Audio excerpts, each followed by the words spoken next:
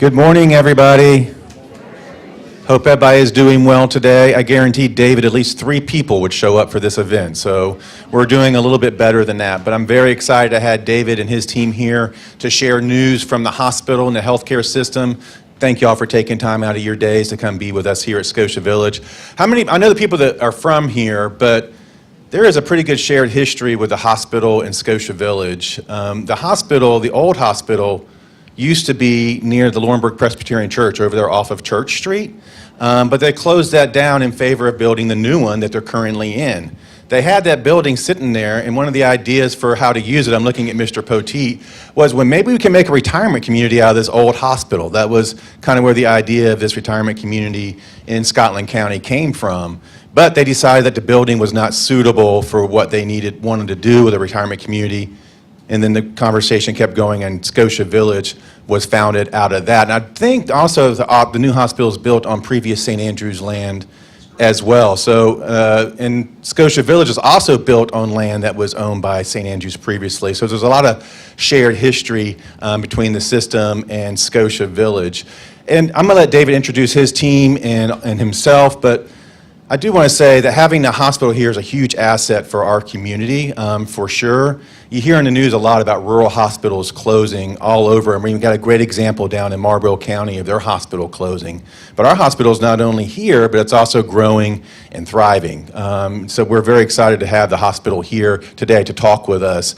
How many people knew the previous administrator there, Greg Wood? Anybody knew Greg Wood? Almost everybody has raised their hands. And for me, Greg Wood was kind of like Bob Barker. He was the only CEO of the hospital that I ever knew. Right, so we were worried about who might come after Greg, and we're so fortunate to have David and his family decide to stay and be here and take the helm at the hospital, and they're doing a great job. So I'll let David come up and introduce his team and get going. So thank you all for being here. Hey, thank you. Thank you all so much. So, after 33 years when Greg retired and I was thankfully selected to fill his role, it was a little bit overwhelming. In fact, one of the trustees that was rotating off, his final word of admonition to me and to the rest of the board as we concluded that meeting and he left the room was, "Don't screw it up." I'm really thankful to be able to have my team here today. Part of being a successful leader is having a team that's smarter and better than you are. And I've been really blessed in that way. And one of the things that the team has been great about is been trying to find physicians that really have a heart for rural communities, small towns. And so we've got an excellent physician, Dr. Chard, that is going to speak with you. And so I'm going to have some comments towards the end, and we'll do some question and answer. If you have questions generally about the system, then I'm the guy that you try to play Stump the Chump with, okay? But Dr. Char is going to get up and talk about her background and some of the services she offers, and we're excited about having her here. So I'll lead with this, and then I'll introduce her.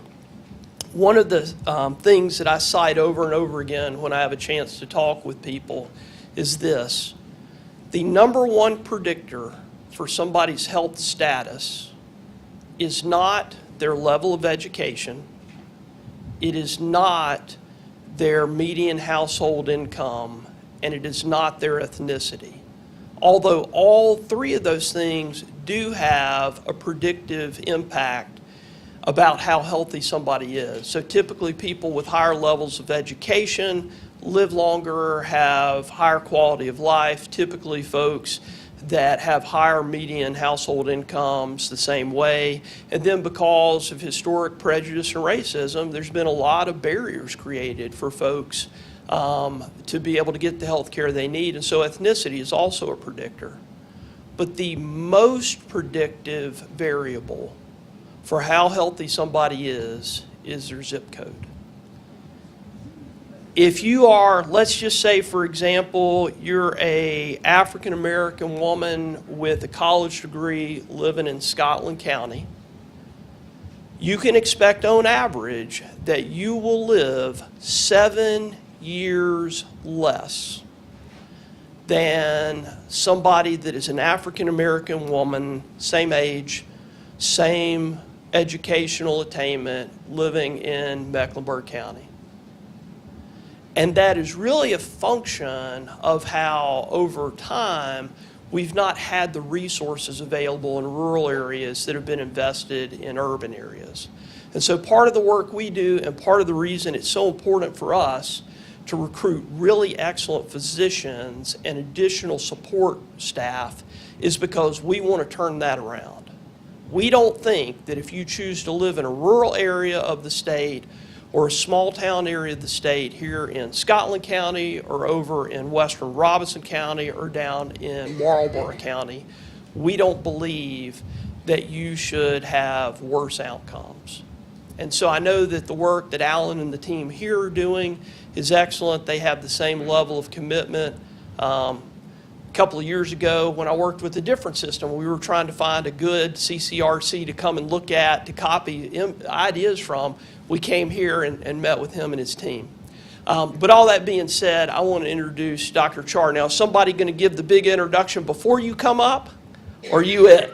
Okay, she's going to introduce herself. So please give her a big hand. Well, thank you for having me here today. I hope everybody's doing well. I wanted to introduce myself because I am the newest physician at Laurinburg Family Practice. My name is Sadhna Char. I think most people just go by my last name because first name's too hard. So it is a privilege to be at Laurinburg Family Practice. I think they're a wonderful group of providers there. And I just wanted to tell you a little bit about myself, too. I was born in Baton Rouge, Louisiana. My parents are Indian. They came here over 60-plus years ago to Baton Rouge. And when I was 8 years old, they moved to Charlotte, North Carolina. And that has been my home ever since. So, you know, for the past growing up, everything else, that's been home. But I did go to UNC Chapel Hill for college. I'm still a little bit sad about last night's game. I'm trying to get over it. But moving on, I did go to medical school in Ohio, University of Toledo. And then I came back to North Carolina mostly because I can't live in a place that has just snow all the time. It was too much for me. So went to East Carolina for family medicine residency, and then came back to the Monroe area, Charlotte area for the last 20 years. And where my heart has been, what I've done, my general experience has been geriatrics. That's a vast majority of my patient panel and who I've taken care of. So that's a little bit more of my comfort level there. I love to hear people's stories. I take care of a range of medical conditions. So diabetes, high blood pressure, cholesterol, heart failure, atrial fibrillation, COPD, just a range of different chronic medical conditions. But what's more important is really how you take care of someone. So more than the medical problem, I approach things with a very individualized approach, because you have been on your health journey longer than anybody, and you know yourselves and you know your medical problems. So I think it's extremely important to hear what your journey has been, and then come to medical decisions together. So I think after doing it for so many years, if you don't listen, you don't hear someone, then you just aren't going to get to the right place. But having said that, I do think there are some universal things that everybody kind of really wants, especially at this stage. You want to have as much independence as you can have, as much function as you can have. You want safety, and you want to be able to have dignity, and you want quality of life. And so no matter what medical problems you have, you want to make sure that we're incorporating those things. So having 20 plus years helps with the medical knowledge part of it, what direction we want to go. But I do think those other things really are some of the most important things that you want to be able to see it through that lens. I consider this where I've always wanted to be. People say when I came here, well, why are you making this move? You've been in the same area for so long. And part of it is my 3 girls are grown and out of the house and done with college, and so I wanted to be in a place that had a need, and where I probably wanted a different pace than Charlotte, and so here I am, and it has been wonderful. I've had a warm, wonderful welcome from just about everybody, and that means a lot to me. And like I said, my heart's in geriatrics, so I will love to see you. Are there any burning questions for me? No? All right. Well, I will leave you with that. Let me know. I think Jerica, our office manager, has her notebook here. So if you want to, yeah, go ahead. I take it you are accepting new patients. Yes, indeed. Yes, indeed. I think that's one of the big benefits here is that if you tell me you want to come see me next week, I should be able to see you. So, you let me know. I know sometimes there's a lot of, whenever you have to change doctors, it's always not, there's a little hesitation, a little concern. But we will do our best to really kind of keep things going and, to make sure that you don't have any gaps in your care and you get all your health maintenance things and all of, medications. I'm a believer in maybe we try not to have too many.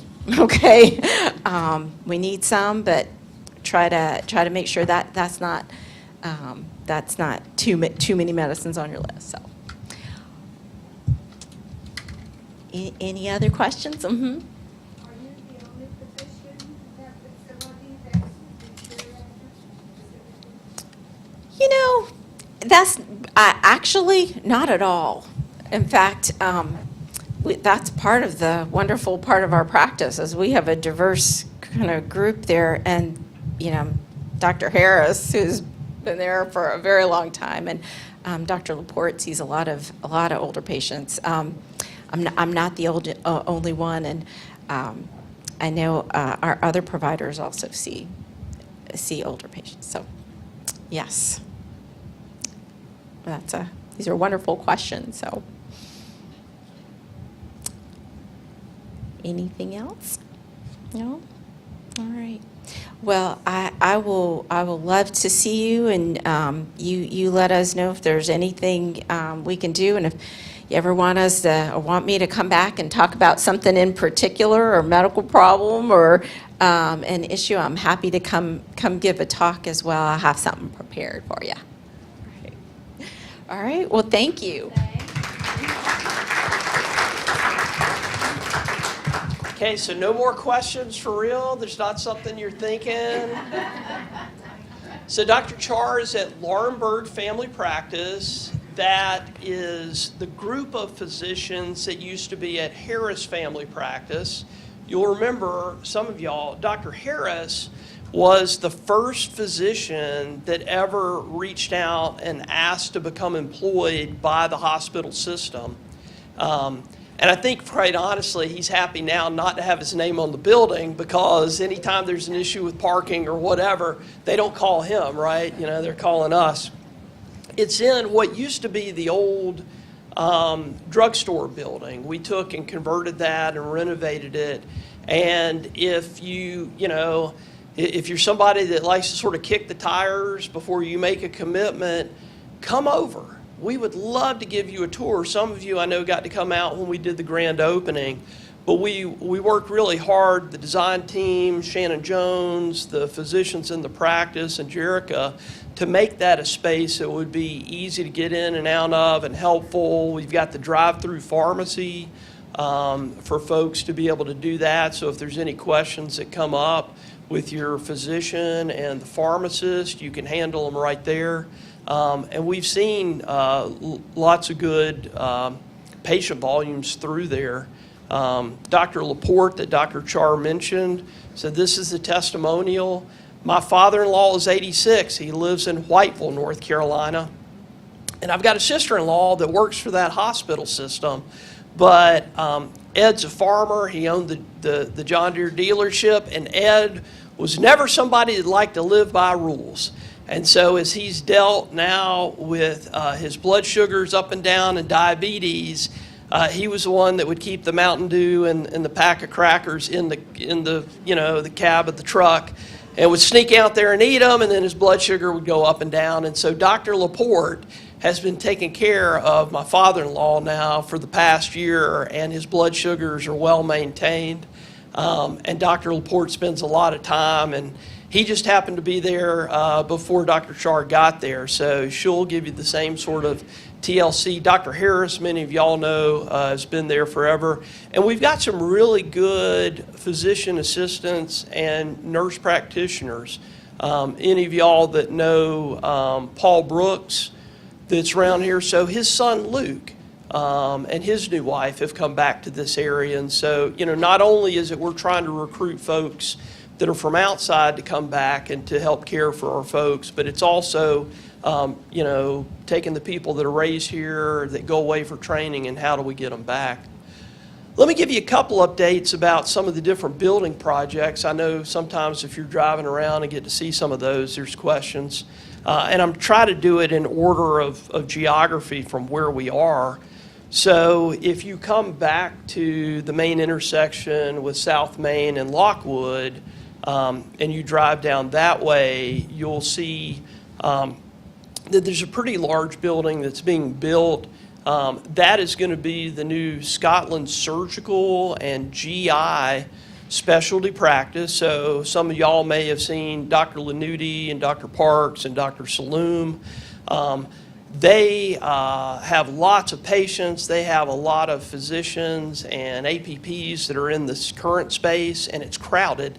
In fact, the three of them share an office, and you have to sort of crowd in there if you're going to go over and see them. And so we wanted to give them a space that was large, a space that had plenty of ability to get patients in and out. And also, for those of you that have had a colonoscopy, I had mine about 3 years ago in what we call now the old Endo Center, which is next to the Wells Fargo. Those rooms, those procedure rooms, so if you need a colonoscopy and it doesn't have to be in the hospital because of maybe some medical conditions that you have, that's going to be done in that new space. And so we made sure that when we designed it where it was easy to get patients dropped off and picked up. And that should be late summer that we're having a grand opening for that. And so our grand openings are open to the public because we want folks to be able to show up and see what we've got, and to be able to see it in person before we start seeing patients through there. So that's one thing. If you were to continue down Lockwood Road and look to your left, you would see some construction around the hospital, probably not as much as is actually going on because we're on now phase 3 of really a 4-phase hospital renovation. So the first phase was what we built on the 74 side, that is the new operating rooms and surgical suites. And so we have 5 new ORs that are as good as any OR in the state of North Carolina. They're bigger than most of them. And we did that on purpose because we wanted to be able to do new types of surgeries with surgical robots, like we've got a Da Vinci 5, which is a type of robot, and then also there's a robot that our orthopedists use for their surgeries. You need a lot more room inside the OR to be able to do things than you did a couple of years ago. So that's new, brand new. And then phase 2 was a renovation inside the hospital, and so some of y'all came over for that grand opening and got to see it. And so that makes the waiting areas as well as the pre and post rooms, the recovery rooms, a lot nicer. So we built those pre and post rooms, so if you're having same-day surgery at the hospital, you come back and go into that room. And just give you an example, one of the things that we did is every one of those rooms before and after surgery has its own bathroom connected to it right there, instead of having to walk out down the hall to a shared restroom. And again, that was an example of the frontline teammates, the nurses and the doctors that are working in that area, saying this is really important for our patients and their families. Phase 3 is what we're in now. The board approved that about 6 months ago, and we're up and moving on it. It is the back dock area of the hospital, the lab area of the hospital, and then the third thing that'll be part of phase 3 is a new front entrance. So this is a case where when you build a new back dock and you build a new lab, like nobody really gets to see that, and it's not very sexy. But the hospital, those sort of functional areas were built in 1983 for a hospital that was seeing way less patients. And so as the number of patients and things that we have to have for those patients has gotten more, then we have to have a facility where we can get all that stuff in and out, all the supplies, all of the additional things that we need. The front of the hospital will be a continuation of what you can see on the front, which is the imaging area that we built. It'll continue around. It'll make it a lot easier to get in and out. It'll also give us more room in the front of the hospital. Now it's pretty constricted. Again, there's not a whole lot that's been done since 1983 in terms of that front entrance. And so that'll be the next thing that you'll see, and we'll probably, make it look the most different of any project we've done. And then phase 4, which is something that would go to the board in probably a year or so for review, would be an additional 2-tower expansion for a new intensive care unit and progressive care unit, and then some of our inpatient beds. When we built phase 1, which was the operating rooms on the 74 side, we constructed that so that there would be the ability to go 2 more floors up. And so we think that we'll be able to do that over the next couple of years. So that's on the hospital side. And then if you continue down that road, Lockwood, and turn at Berwick, there is a cul-de-sac, and you'll see that there are 3 apartments that are being built there, 3 apartment buildings. We did that because our medical staff has been very supportive of a new training program for medical students from the medical school at Campbell. And so it's been really neat. So we've had 6 of those this year. We'll keep them next year for their 4th year, and we'll bring in another 6 for their 3rd year training. And they're being able to see what it is to take care of patients with primary care physicians in a rural area, with general surgeons in a rural area, with hospitalists in a rural area, with ENT surgeons in a rural area. And we believe that if you do that and you show them how fulfilling this sort of work can be, that it'll be something that hopefully when they finish up with their residencies, whether they come back here to Laurinburg or some other rural place, that it'll help to increase the number of physicians in rural areas. I tell folks, it's hard, and I won't do the informal poll, but some of y'all have children and some of y'all have grandchildren. And my question would be, how many of those folks grew up in rural areas but don't live in a rural area anymore? The tendency, right, and I've sort of seen this with my buddies, my best buddy in the world is now a spine surgeon. He grew up in Nash County, North Carolina, Nashville, part of a family that grew tobacco, and he went away to Chapel Hill like a lot of us that came from rural areas did. And you get to Chapel Hill, right, and you learn how to eat bagels, and you learn how to drink cappuccinos, and marry somebody from out of state, and when you say, we want to go back to Nashville or Tarboro or Marshville or wherever you're from, right? Then the spouse is often like, I don't want to do that. And so he is living on the Intercoastal Waterway down in Wilmington. He's a great surgeon. He's a super guy. But he's an example of somebody that grew up in a rural area, went away to get training, in a needed specialty, but, he's in Wilmington. And there's loads of folks that are like that in Charlotte or in Asheville or in Raleigh or in Durham or Greensboro. And so our goal is really to try to recruit folks back to rural areas and small towns so that that 7-year difference that I talked about originally doesn't exist. We think about a couple other things that are projects that are coming up. We just approved 2 months ago at the board level a replacement clinic for Wagram. And so Dr. Manzo and 2 of our APPs that are excellent that are up there see a lot of patients.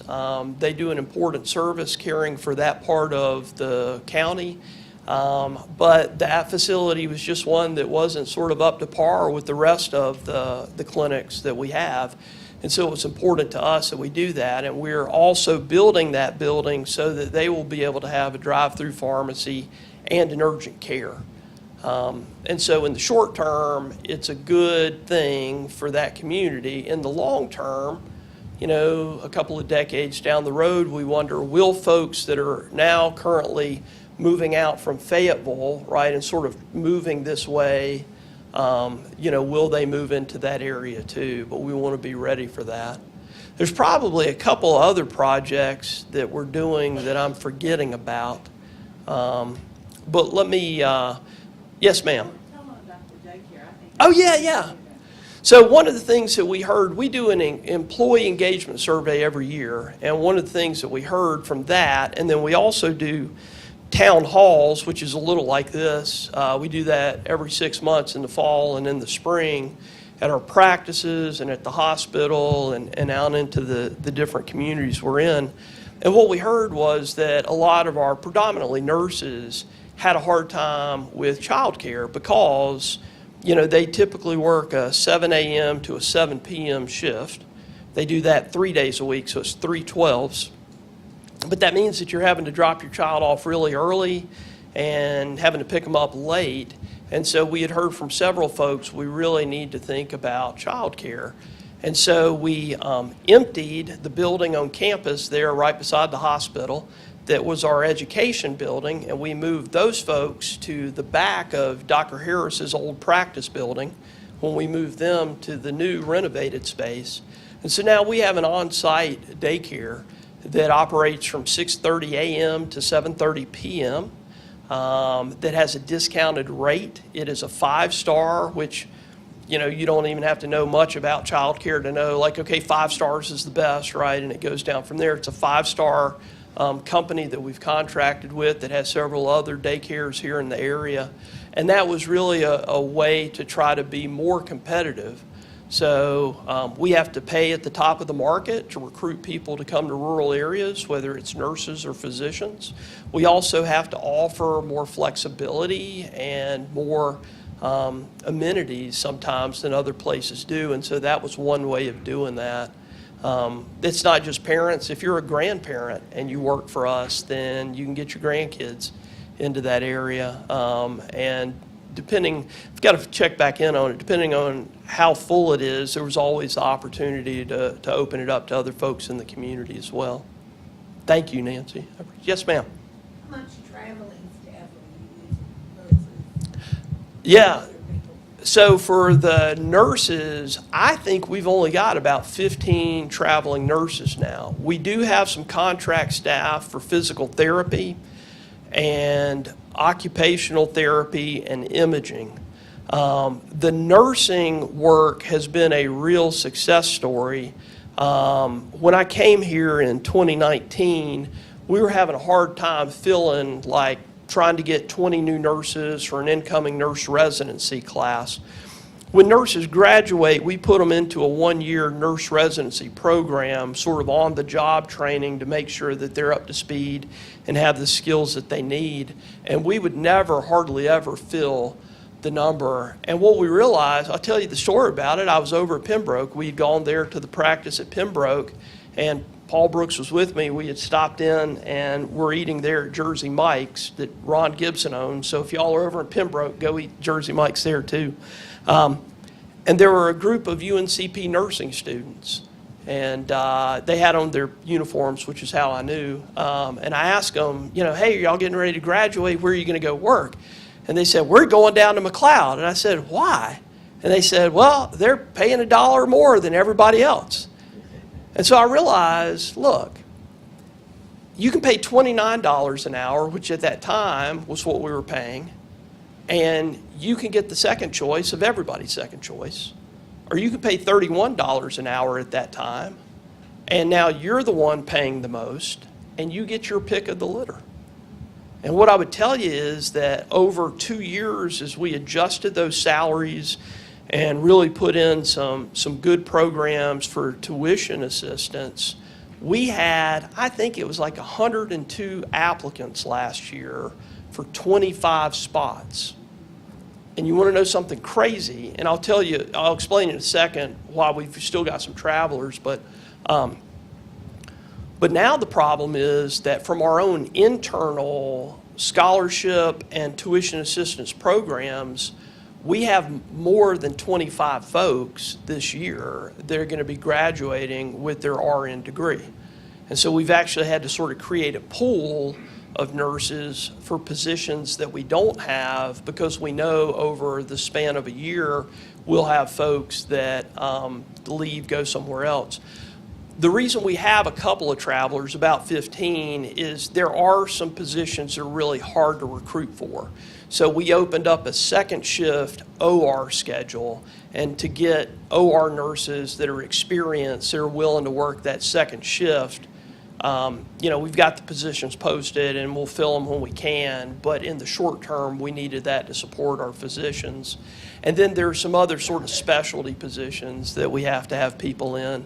But that's worked out really well. Our biggest issue now, and we're working with the community colleges and UNCP, is trying to fill like imaging tech, radiology tech, CT tech, and then the PT. We've got a program now of physical therapy where we will bring folks in, we will pay for them to be a PT tech, which is a like non-licensed role, to get experience, and we will pay for them to go to school, and then we will pay for them to come back to us, because a lot of these folks are right out of college, go get their master's or now their doctorate in physical therapy, and then they, like my buddy, want to live in Charlotte or Wilmington or Raleigh, because that's where all the other young people are, and they're afraid if they come and work for us, they won't get married. And these are dudes, a lot of these are dudes, so this isn't not being gender specific, it's just they feel like they need to be in a big city to find a mate. Yes, ma'am. Do you still have the doctors from Duke and coming to? We do, yes, ma'am. So our physicians in the cancer center are Duke physicians. The only change is that last year for radiation oncology, we got notice from Duke that they weren't able to fill that role. Again, it goes back to the physician recruiting. And so that's something where we've had to do that internally, with some part-time folks and some help from Atrium, which is our parent sort of managed company. Yes, ma'am. What about anesthesia? So anesthesia, we made a switch probably about 4 years ago to go with a company called Scope. Without talking out of school, I'll tell you it was fairly contentious when we made the change. Here's the interesting thing. All of the physicians that worked for the former company that provided services are back working for us now, as are the CRNAs. That was a case where, a little like the thing with Duke, when somebody sends you the letter that says they're terminating the agreement unless you pay me more, right? I know maybe I look like a nice guy, but I'm also a Marine, and I don't do real well with trying to be held hostage. So when a guy tells me I'm canceling the contract, and oh, by the way, I'll keep the contract if you pay me more, I don't do real well with that. And so we found another company that does a great job in terms of support services, in terms of data and training and education and billing. And we're working with them. And the good news is that, you know, Dr. Hansman and Dr. Waldo and the other folks that are there, with the exception of one of the anesthesiologists that retired, but he had stayed with the Scope company. So Dr. Palmquist was my buddy. We would get together and talk theology. And so he's retired now and doing work on his farm. How many full-time employees? That's a hard question to answer. So we talk about FTEs, which is the total number of worked hours divided by 40 per week. And so that number comes in around like 1,100. And then we talk about belly buttons, right? Individual humans that may work part-time, in which case they're a half FTE, or they may work a couple of hours and they're a 0.1 FTE. We've got about 1,500 humans that are part of the team, either employees or are on the medical staff or are contracted through another company. No, I'm number 1,500 of all of them. So that's the funny thing is, like, when I was the COO, I had one boss whose name was Greg Wood. Now that I'm the CEO, I have 1,500 employees that are my boss, plus all of y'all in the community. Are you the largest employer? In town, yes, ma'am. We are. Yeah, I'm sorry, that was what you were trying to ask. Yeah, we're the largest employer in the county. Yes, ma'am. Somebody else? Yes, sir. Two questions. Number one, people ask me, because I'm around here, how many beds in the hospital? I really don't know now how many beds in the hospital. And the other one, at the other end of the life spectrum, how many deliveries do they have there at Scotland each year? Okay. I should know the second question, but I don't. And so Misty does. I'm not good with numbers. Y'all will find I'm good with telling stories, but not good with numbers. How many deliveries? I think we grew like 30 or 40% just over the last few years, but we were around 850 or so last year. This past It's, year. yeah, it's a lot. And I'm gonna come back to your first part of your question. We were having a conversation with the folks from Atrium that have a special rural track residency program. And, you know, we mentioned that we do deliveries here, and they said, well, you know, maybe we'll think about sending some folks down there. And when they heard how many deliveries we have, they were a little surprised. Back to the first question about the licensed beds. So we are currently officially licensed for 97 inpatient hospital beds, 7 inpatient rehab beds, and then we've been awarded, North Carolina has this series of laws called Certificate of Need. And so basically you have to get permission from the state government to be able to build certain expensive healthcare facilities. So hospital beds, you have to have a CON license, MRIs, the same sort of thing. 2 years ago, because of the number of inpatients in the hospital with COVID, it showed that for the first time in decades and decades, there was a new need for beds. And so we've been awarded 20 additional beds for inpatient. Now, when I talked about phase 4, which is that intensive care, progressive care tower that we would build, that's where those beds would go. Now, I will say this, the one thing that is completely, I think it is unique about Scotland Memorial Hospital is we routinely have more patients in the hospital than we have licensed beds. So this morning, we had 106 patients in the hospital, and we have 104 licensed beds. Now, you'll say, well, how do you do that? So we're on sort of a rolling thing where you write off and ask permission of the Secretary of Health and Human Services to allow you to go 10% over what your licensed bed number is. And we've had to do that really since COVID.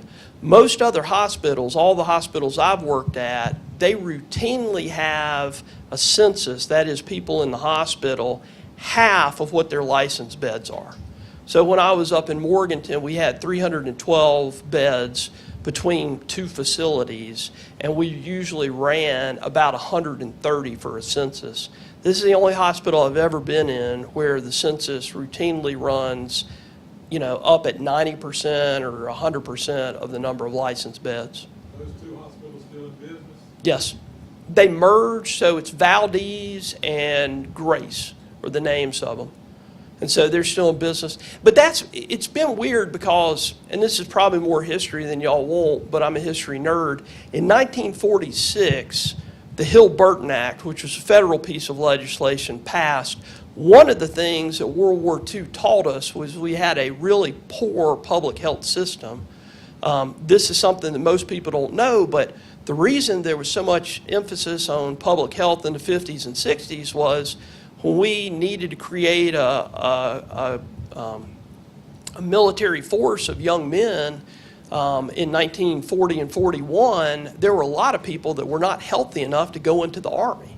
And so in 46, there was sort of this support and this push that every county needed its own hospital, which at the time, when you thought about what a hospital could do and what the difference was between a smaller town and a bigger town, there weren't as many differences.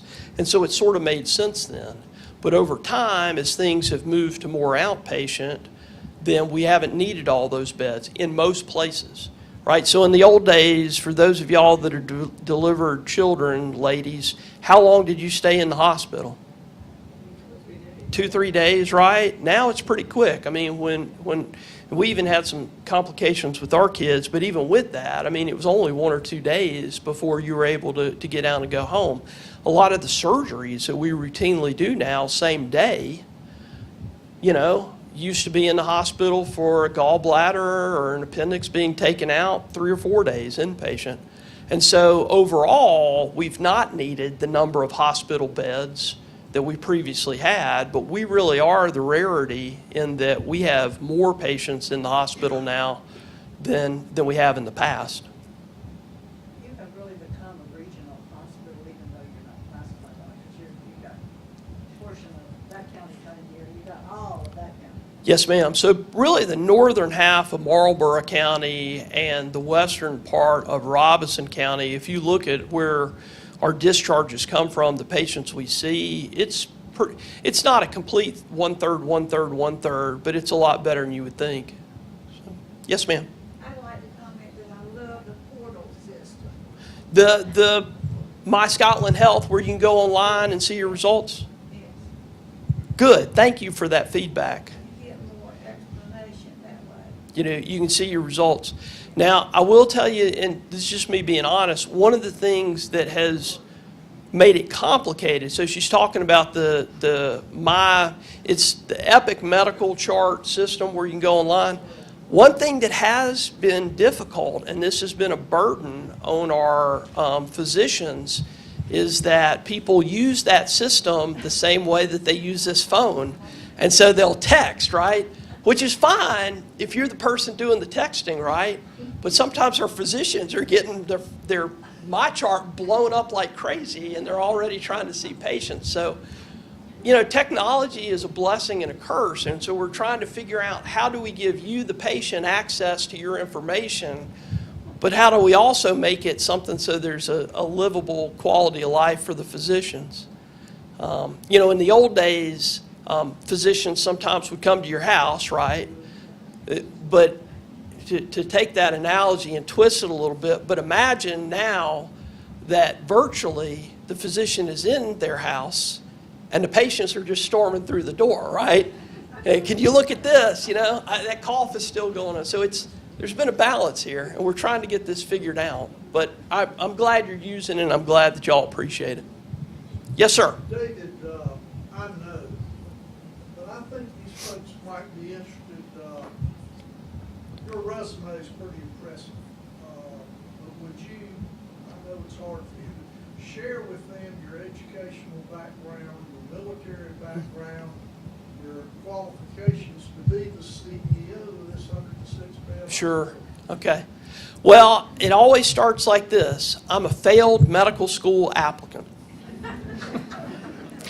So growing up, my dad's first cousin was a physician whose name was William Blakeney.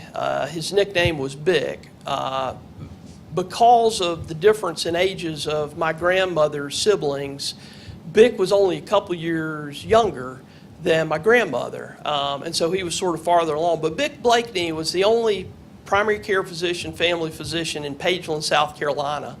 If you were born, your birth certificate was signed by him. If you died, your death certificate was signed by him.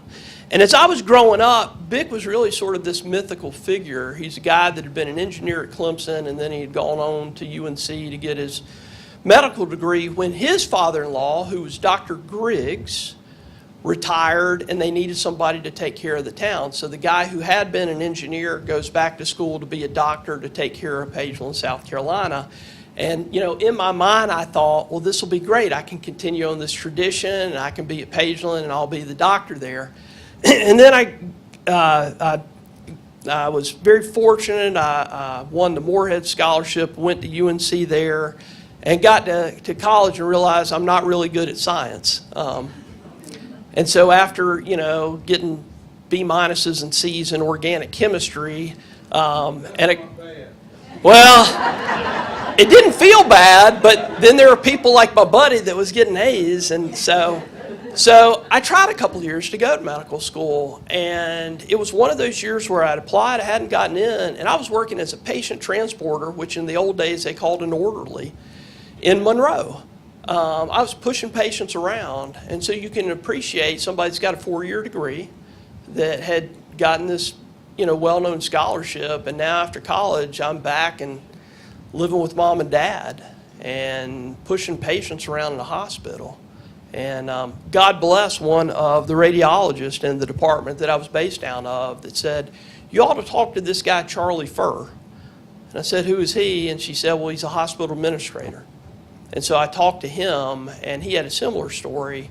And it was at that point that sort of the light came on, and I realized the thing I wanted to do, which was trying to take care of folks in a small town, rural area, that I could do that even if I wasn't skilled to be able to be a physician. And so I went back to school, got a Master of Healthcare Administration from UNC there at the School of Public Health. And then as I was doing that, I realized I really liked the legal and the ethical aspect of it. And so after I graduated from that, I took a year and did research there at UNC, and then went back to law school at Wake Forest. And after that, made the decision that I was going to go into the Marine Corps. It's one of those things where, most of my life I thought, I really feel like this is something I need to do, serve my country in the military, but there never seemed to be a good time to do that. And you sort of get to the point that you have to put up or shut up because you're getting older. And so at 29, I went to Marine Corps OCS, competing against guys that were 20. And when you're that old, and 29 versus 20 is a big deal when you're going through that sort of physical training. You've got to be smart instead of being fast. And so I learned how to do that, and then came out and served about 4 years in the Marine Corps after that as an attorney for them, deployed to Iraq with 2nd Battalion, 2nd Marines. And believe it or not, there's a lot growing up in a small town or rural area that prepares you to deal with folks that are in rural Iraq. And I know this will sound like heresy, but navigating the conflict between human beings, which is a lot of the work that any executive does, there was a lot that I learned there in Iraq. So came back, started out as a hospital lawyer, and then after being in that role for about 3 or 4 years, got the opportunity to be able to start doing some things in operations. And, in fact, one of the things I got to do is I headed our continuing care division, which included a CCRC, Grace Ridge, up at Morganton, and the 2 SNFs. And so that's how we actually came down and met Alan and the team here. And then after that, got an opportunity to come here and be the chief operating officer under Greg, and did that for, 4 years. And then 2.5 years ago, got the chance to be able to apply, and thankful that I was selected to be the CEO here. So I've had a very circuitous path. It's not been linear, but I think that sometimes, when you're hard-headed like I am and you have to bang your head into walls a couple of times, sometimes it gets through to you. And so I think some of the things that maybe I've got some viewpoints on that I wouldn't have otherwise if I had been able to just like get into medical school and go to medical school and be a doctor. So, but my hat's off to Dr. Char for being able to do it. Question? Question, please. Yeah, yes, sir. This is a loaded question. Good. Your emergency center, could you tell us about that, how it's staffed and how it functions, and particularly on weekends? Yeah. So, you know, one of the hard bits about an emergency department is that it is designed to deal with emergencies. Right? So you expect as an emergency physician when you train and go to school that you're going to have folks coming in that were in a car crash, or folks coming in with a heart attack, or folks going in with some undiagnosed pain and, you know, having issues. Because we have a broken and inefficient United States healthcare system, a lot of people that don't get the primary care that they need from family physicians use the emergency department as their primary care. And so one of the challenges is, and this is an example, it's the weekends, and it's usually starting about 2 p.m. all the way till about 1 a.m. Then a lot of folks come to the emergency department to get care for things that could be handled at an urgent care or in a family physician's office. And we've tried to address some of that need with our urgent cares that stay open. Again, the problem is that we've got a very fragmented United States healthcare system. So even if the building is open, folks that don't have insurance or have insufficient insurance don't usually come there.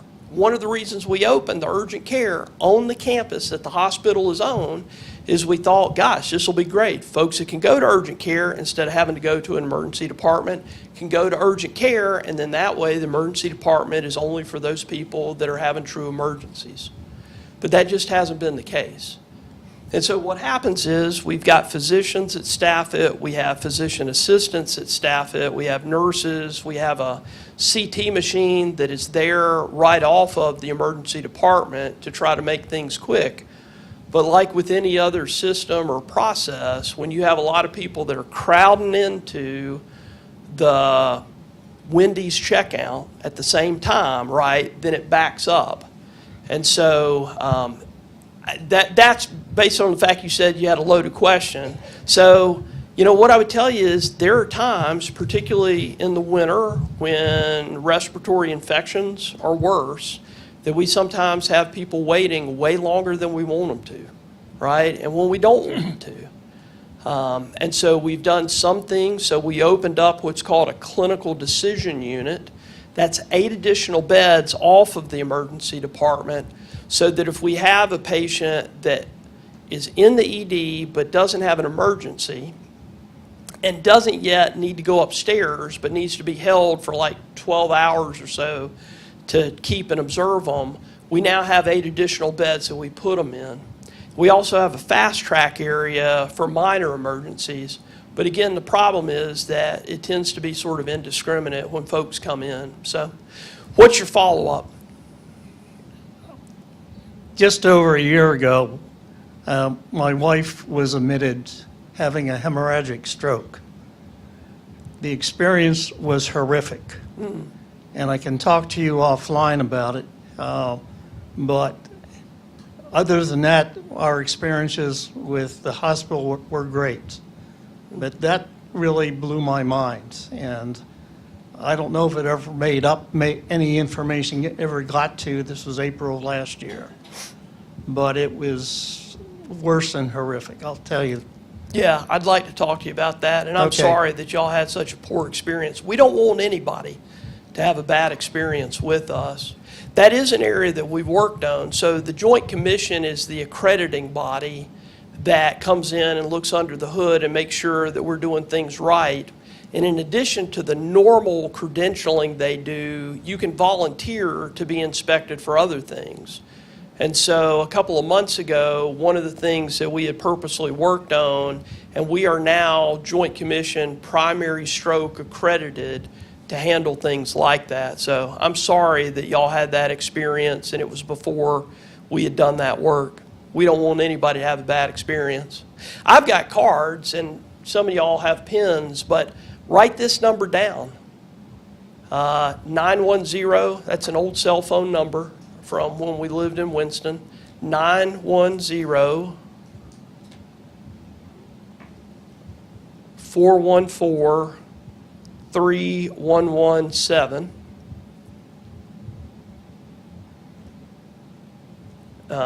That is my cell phone number. We've got folks that are, so we've got a patient advocate in the hospital that you can talk to, or the managers, my executive team, the physicians that are taking care of you. But that's a number if you get into a mess or whatever, have concerns or want to provide feedback, then you can always call that number.